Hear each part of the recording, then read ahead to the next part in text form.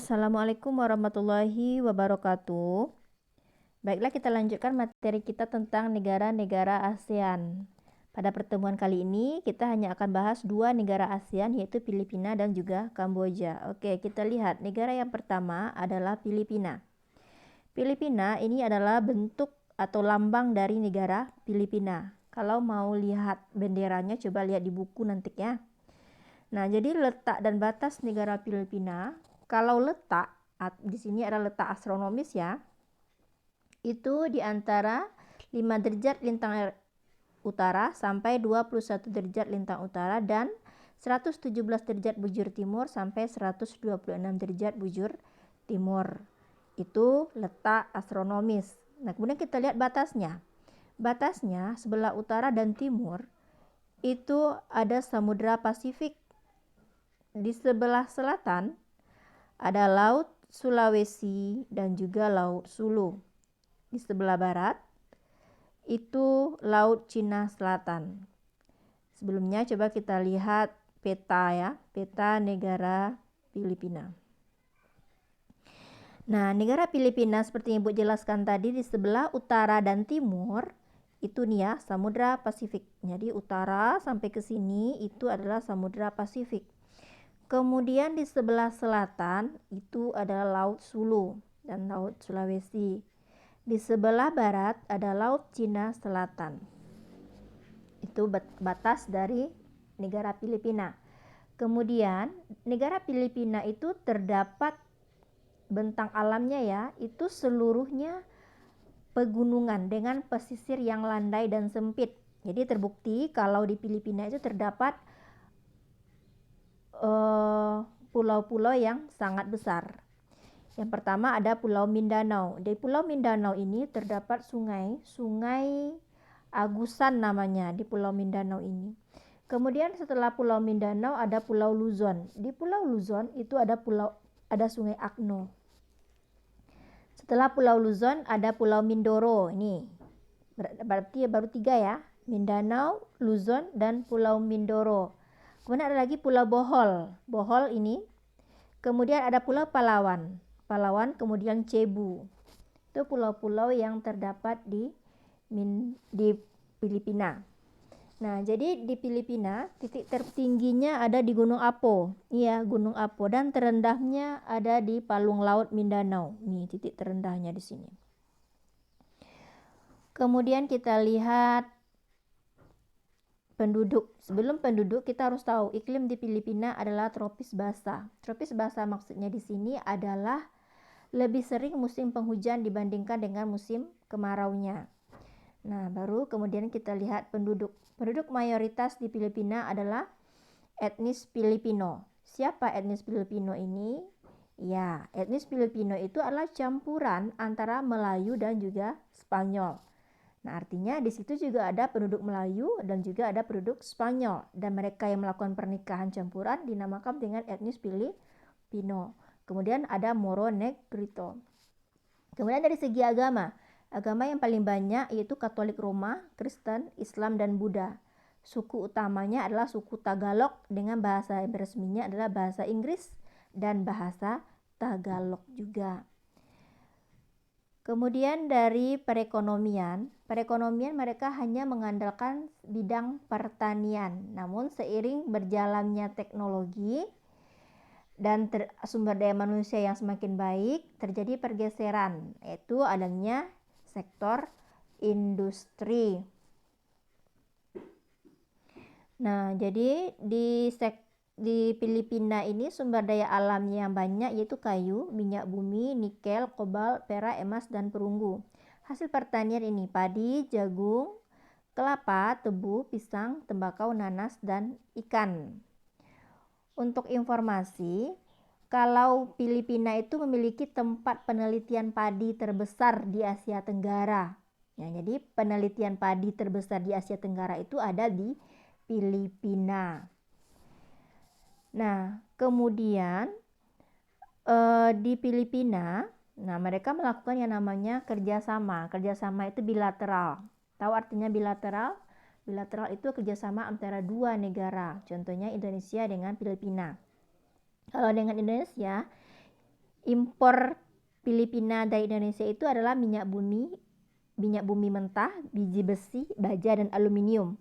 Kalau ekspor Filipina ke Indonesia, kalau ekspor Filipinanya adalah gula, kopra, dan hasil pertanian, perkebunan, dan lain-lain.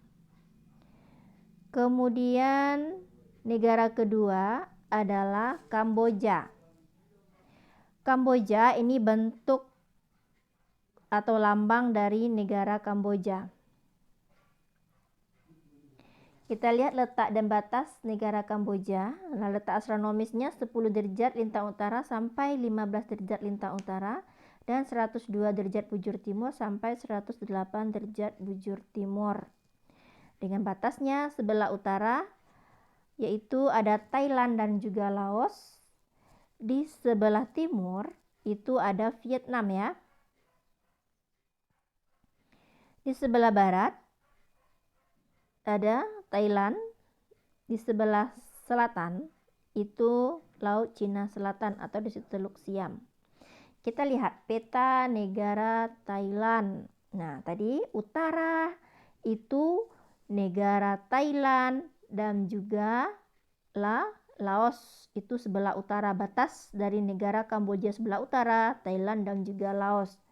Di sebelah timur, nah ini timur ya, adalah Vietnam.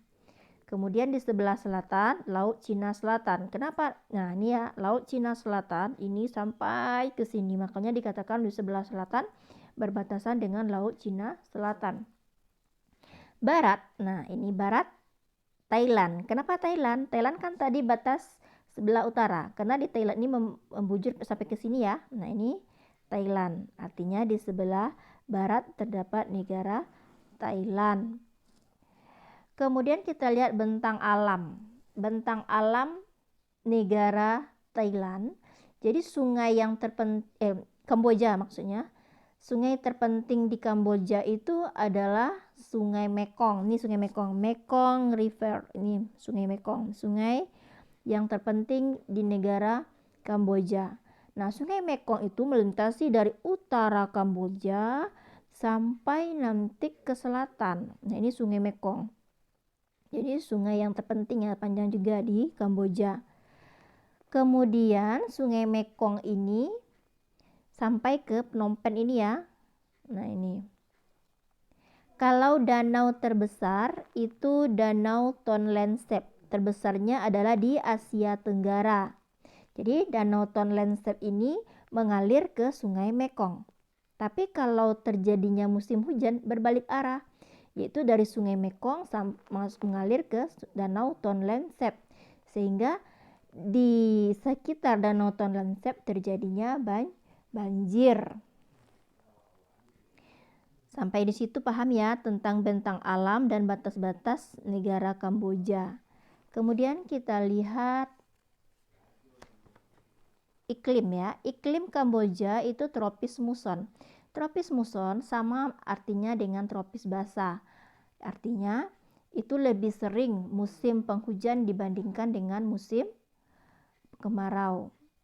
Kemudian kalau di penduduk kita lihat ya, Kamboja tergolong dengan negara yang jumlah penduduknya sedikit di Asia Tenggara. Dengan penduduk yang dominan adalah etnis Khmer, yaitu 85%. Kemudian ada etnis Vietnam dan kemudian ada etnis Tiongkok. Selanjutnya kita lihat mata pencaharian atau perekonomiannya. Mata pencahariannya bertumpu pada bidang pertanian dengan sistem pengolahannya yang masih tradisional. Jadi Kamboja ini tidak memiliki industri besar karena pada waktu itu terjadi yang namanya perang yang sangat besar meluluh lantakkan sektor industri. Sehingga SDM kurang terampil, bahan mentah susah dicari, suku cadang susah, minimnya sarana transportasi. Nah, sehingga perdagangan industri di Kamboja menjadi berkurang atau tidak berjalan sama sekali. Nah, kemudian sekarang seiringnya berjalan waktu, perekonomian sudah mulai baik, perdagangan juga sudah mulai menunjukkan peningkatannya. Kita lihat lagi sumber daya alam. Sumber daya alam di Kamboja itu kurang sebanding dengan luas wilayahnya, dan yang paling dominan terdapat pada bidang pertanian. Seperti yang Ibu jelaskan tadi, ini dikarenakan adanya pada waktu itu perang di Kamboja. Nah, jadi dulu Kamboja ini bisa dia melakukan yang namanya ekspor beras. Sekarang dia hanya mengandalkan impor dari negara-negara lain. Nah, terakhir kita lihat kerjasama. Kerjasama yang diikuti oleh Kamboja yaitu melalui PBB, seperti ILO. ILO itu di bidang buruh ya, perburuan. Kemudian UNESCO. UNESCO itu di bidang budaya. WHO itu di bidang kesehatan. Jadi ILO tadi buruh ya. Oke, sampai di sana.